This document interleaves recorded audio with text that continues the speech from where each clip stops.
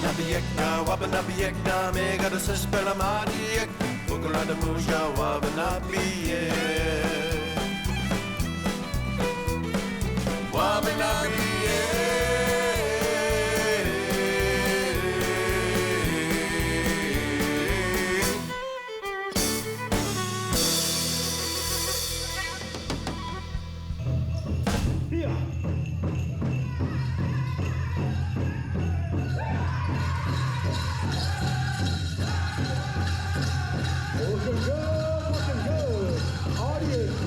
Sometimes we hear people use the term Mawiomi. They say Pow Wow and traditional Pow Wow, competitive Pow Wow.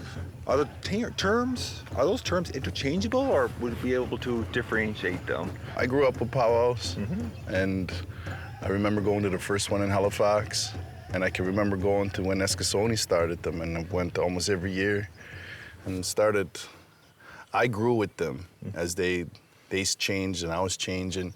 And in the first few years, no one used the word Mawiomi. It was always Pow Wow because it was a thing that we were adopting, you know? Even in the beginning of when communities first started hosting Pow Wows, there was like the protocols and the traditions and the origins and the explanations. They weren't all very clear. It was just, you know, this is what we seen out west and this is what we're doing here now. We're gonna try to do what they did. They were also adopting and copying from communities in the southern states. So Pow Wow was the main word for a long time. I don't think it was until like late 90s, maybe 2000s, you know, Pow Wows were already well established for a good 15 years, I would say, until we started hearing the word Mawiomi. And then it didn't change, you know. It was a traditional Pow Wow, but they're just changing the word, and so we can make it as much of a Mi'kmaq gathering as we could. So back then, when it was evolving from Pow Wow to Mawiomi, it, you know, nothing really changed. It was the same kind of gathering. It was the same traditional gathering. You know, slowly things changed over the years. Like, you know, they weren't always, you know, we never always had contests around here. Every community had a traditional Pow Wow. But, you know, some Pow Wows started having specials, you know, small contests within their traditional Pow Wow.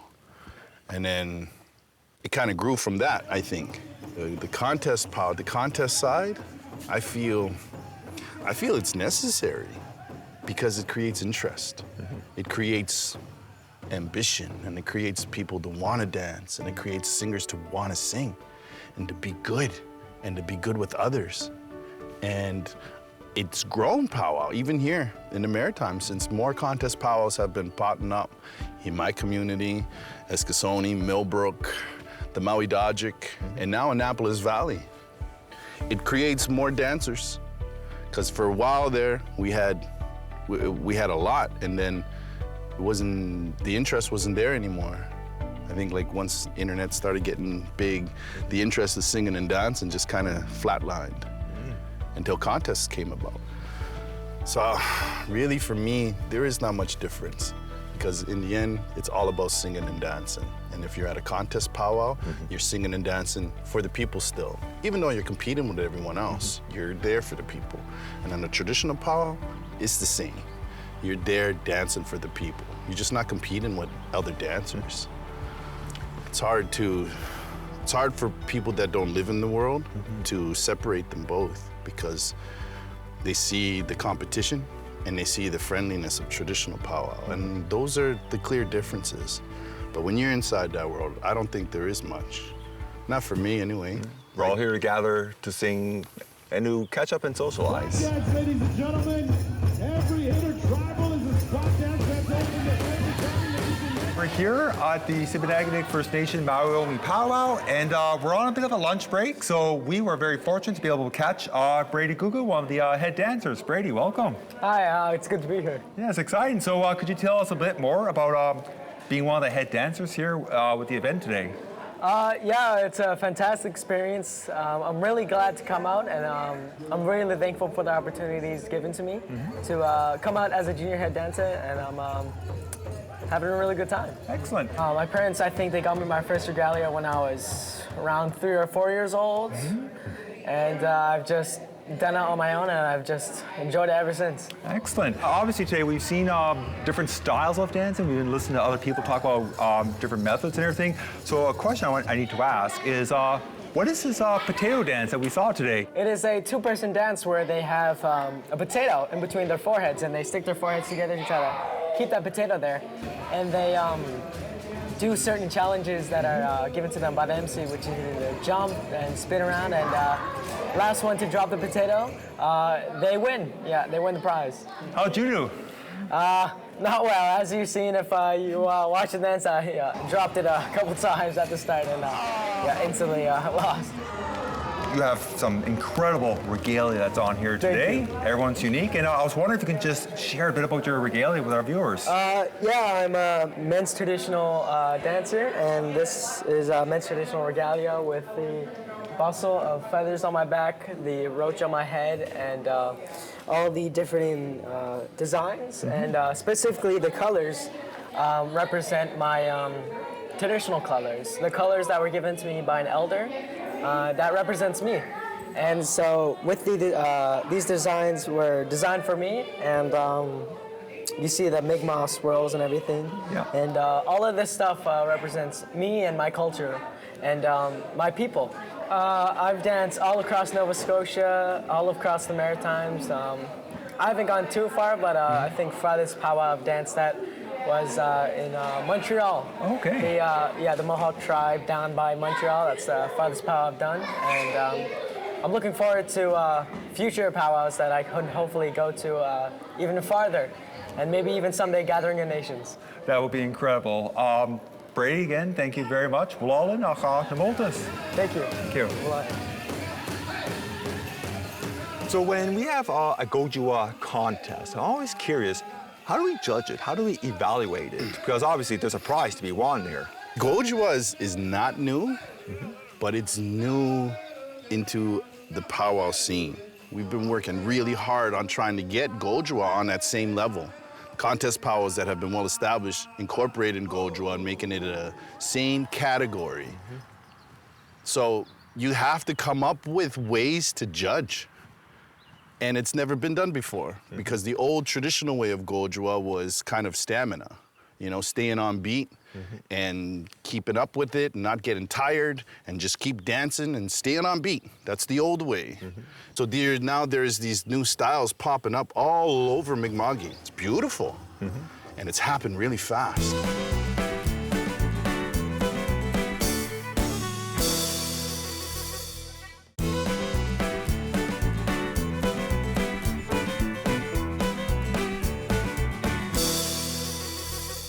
Did you know that the Indian Act prohibited a number of activities in the past? For example, we were not allowed to form political organizations, enter pool halls, consume alcohol, or perform cultural ceremonies. Stay in your style. Don't lose your style. That's the old way of Gojua. But now, even especially now, where it's growing so fast and there's so many people teaching it, every one of these teachers have different styles. And the way that we judge it, it's also gonna be changing, because even right now, there is no set regalia, you know? We can judge on regalia, but now at some contests, because some of the best dancers, they've been dancing socially their whole life, they've realized they don't really need a regalia. So sometimes they just show up in moccasins, and that's okay for contests. But eventually it's gonna evolve, because we see some dancers now dropping their whole category that they used to and dance strictly Gojua and creating a Gojua regalia. There's probably a handful in Unamangi, or in all Mi'kmaq now, handful of people that dedicated their whole dance style to Gojua and creating what they believe is a Gojua outfit. But there's no really, you know, like how powwow categories are. There is like set things that you need for your regalia. You know, jingle dress dancer, you need a jingle dress. You need jingles. You need a fan, you know? There's things, moccasins. There's things that you specifically need for your regalia. Gojua, it's kind of in this like cloudy area right now because it's new. So there's people that have full leather and they're painted traditionally, like how our ancestors painted their outfits. That is an image of Gojoa now. But now there's also, you know, people wearing turn of the century, you know, cloth, cloth flaps. And that is viewed as Gojoa too. So how do we judge regalia? We don't know yet. We don't know yet. So really right now it's, you either come as both. You come as both, then you're gonna get judged on that. Really, you're gonna be judged on your style now. Eventually regalia evolves, and eventually there will be a set standard like all the other regalias in powwow culture. But I don't think we're there yet. You know, we see our neighbors in Haudenosaunee territory that did the same thing with smoke dancing. You know, they took their traditional dance, their traditional songs, and they made it a huge powwow category. And now their powwow category is even outside their territory of the Haudenosaunee, and they're showcasing it everywhere.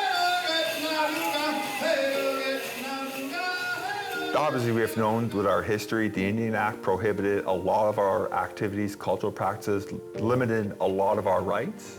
Today, we have seen, you know, a revitalization, more pride in our culture with, you know, powwow, Mawiomi here in our region.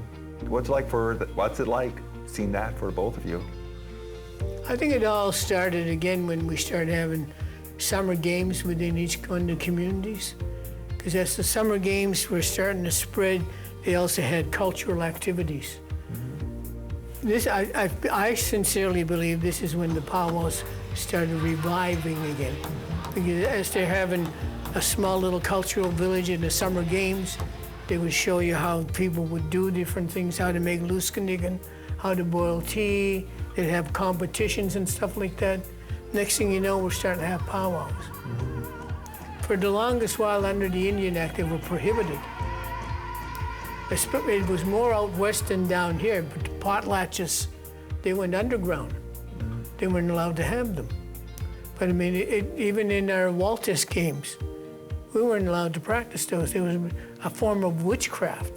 And I think it was more the Catholic Church than the Indian Act. But it's probably both of them combined. That a lot of people didn't want to do those things just in case they'd get in a lot of trouble. So, you know, because of that, we started having summer games, and the summer games have been a long time here, over 50 years, I would say. Summer games started, and they had little cultural events, and then cultural events got spread out. Next thing you know, we're having Mawiomi, powwows, traditional dances. We're copying a lot of our Western brothers and sisters in our regalia, in our way of dancing, and some of our powwow singers are using a lot of Western stuff. But slowly it's reviving some of the Mi'kmaq stuff. Mi'kmaq things have been recorded, and they're in the Nova Scotia archives. So it's just a matter of people going back and listening and seeing how they incorporate those into today's Mawiomis, or as people use it, powwows. The Mawiomi part is to gather, bring people together. We've been doing that for thousands of years. Coming together as a people to celebrate each other, but also to celebrate the gifts that we're given, you know, harvest time, making it through winter. You look at two significant islands, both Malagomich and Minigu and Bolodek, right? There's evidence of dance rings on two of those islands, on both islands. But people came to gather, came to dance, came to celebrate, came to feast on an annual basis. Could have been more than an annual basis. But we have recorded evidence of that. We have oral testimony of that. So I think to me, powwows today are an extension of what we've been practicing for thousands of years. But it's just in a new light. It's a new way of people celebrating themselves. Although, as Don mentioned, there's some borrowed things from other cultures. You know, it's still our people that are performing. It's our people that are taking the time to make their regalia. I'm just looking out the window here and seeing, you know, a number of ladies coming in and out of the hotel across the road because we're hosting our Mawiomi here in Millbrook this weekend.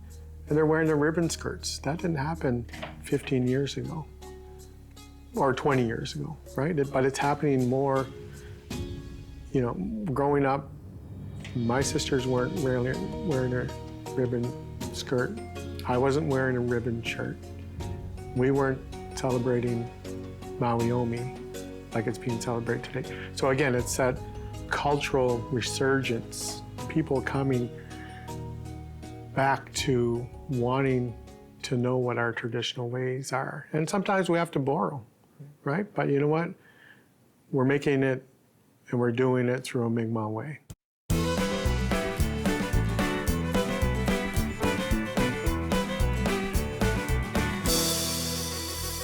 Did you know that the Mi'kmaq Grand Council, Santi Mawiomi, gather every year in Boatladek, Chapel Island, just outside St. Peter's in Cape Breton, Unama'ki?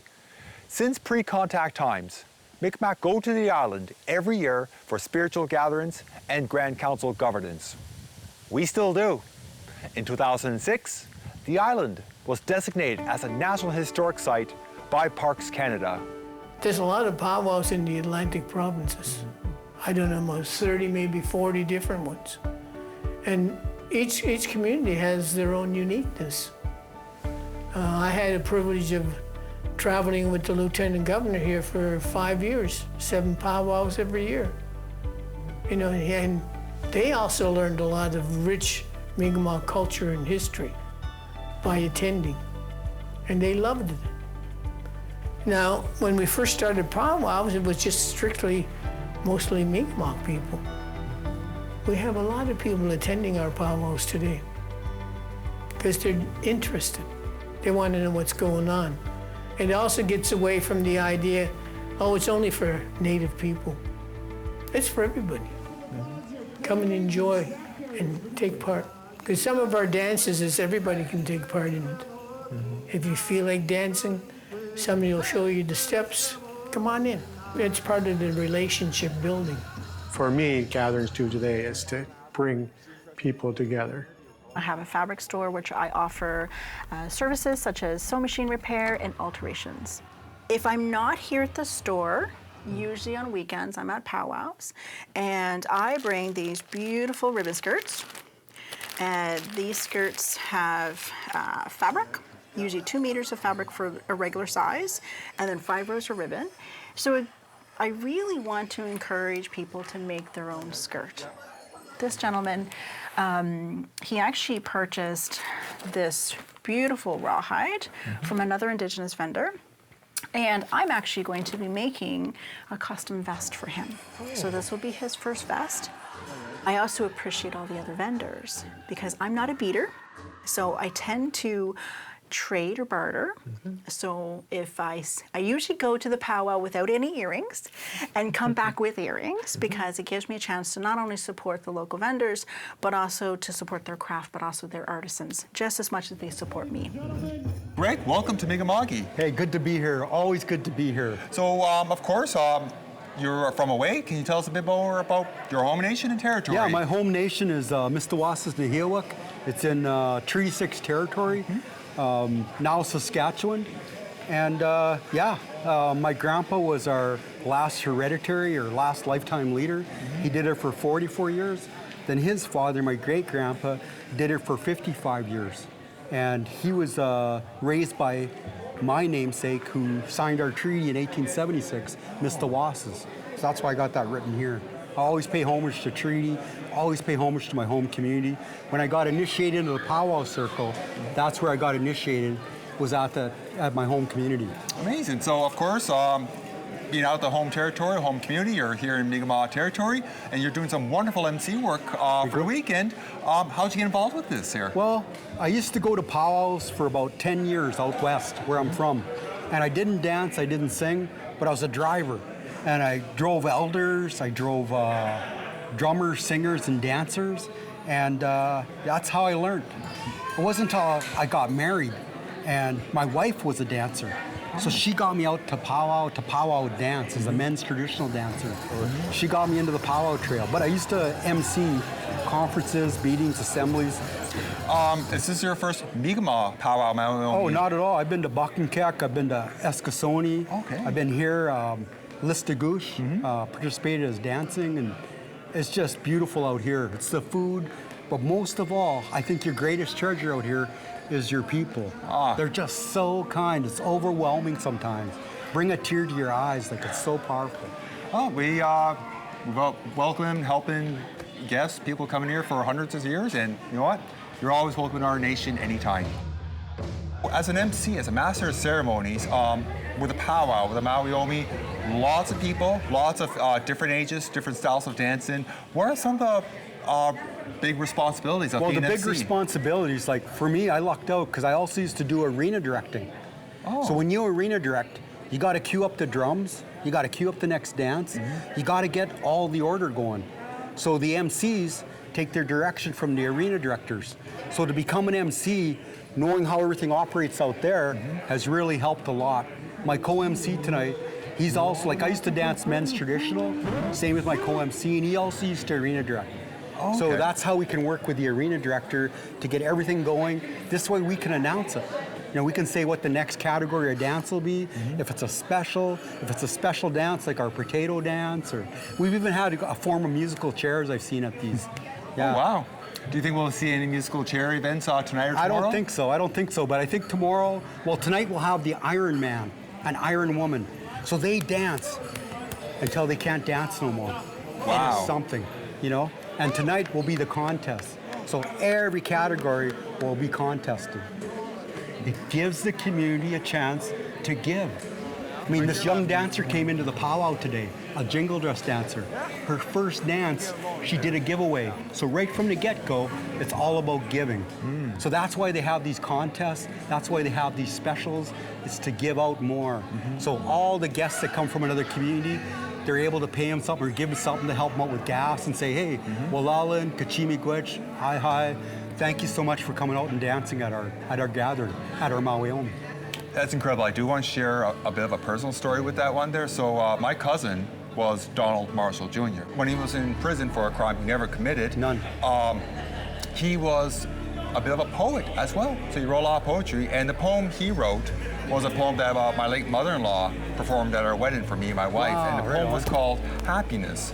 Nice. And I won't recite the entire poem, but the point of the poem was basically that the happiness that you give away returns to and comes to you. So when you're talking about giving away there, it's not so much that the happiness is not so much a gift you get per se, it's you giving it away. And if you're happy, the happiness returns to you there. Totally, you got it. And Voltis, we'll see you again. Okay, sounds good.